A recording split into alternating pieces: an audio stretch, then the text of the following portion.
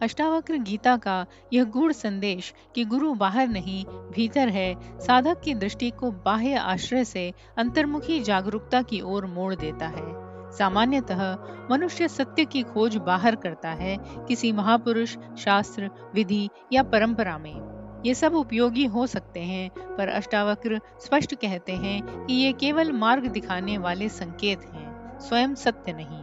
वास्तविक गुरु कोई व्यक्ति नहीं, बल्कि वह आत्मबोध है जो भीतर जागृत होता है। बाहरी गुरु का महत्व नकारा नहीं गया है। वह एक दर्पण की तरह होता है जो शिष्य को उसकी ही चेतना की झलक दिखाता है।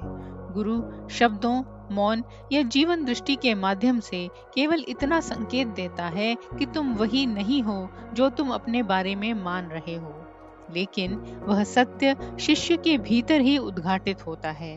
यदि शिष्य बाहरी गुरु को ही अंतिम मान ले तो वह निर्भरता में फंस जाता है और स्वतंत्र बोध से वंचित रह जाता है।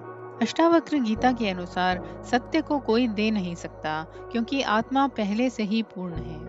गुरु न तो कुछ जोड़ता है न घटाता है, वह केवल अज्ञान का पर्दा हटाने में सहायता करता है। जैसे सूर्य को बाहर से प्रकाशित करने की आवश्यकता नहीं होती, केवल बादलों का हटना पर्याप्त होता है, वैसे ही आत्मा को जानने के लिए किसी नई उपलब्धि की नहीं, बल्कि भ्रांति के हटने की आवश्यकता होती है। यह हटना भीतर घटता है, इसीलिए वास्तविक गुरु भी भीतर ही प्रकट होता है। जब साधक समझता है कि ज्ञान किसी दूसरे से मिलने वाली वस्तु नहीं, बल्कि अपनी ही चेतना की पहचान है, तब वह बाहर भटकना छोड़ देता है।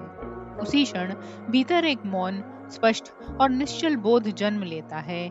यही बोध अंतर गुरु है, जो न बोलता है, न आदेश देता है, बल्कि सीधा सत्य दिखाता है। अष्टावक्र का आग्रह यही है कि बाहरी गुरु का सम्मान करते हुए भी अंतिम भरोसा भीतर की जागरूकता पर रखा जाए, क्योंकि सत्य की अंतिम मोहर केवल भीतर ही लगती है।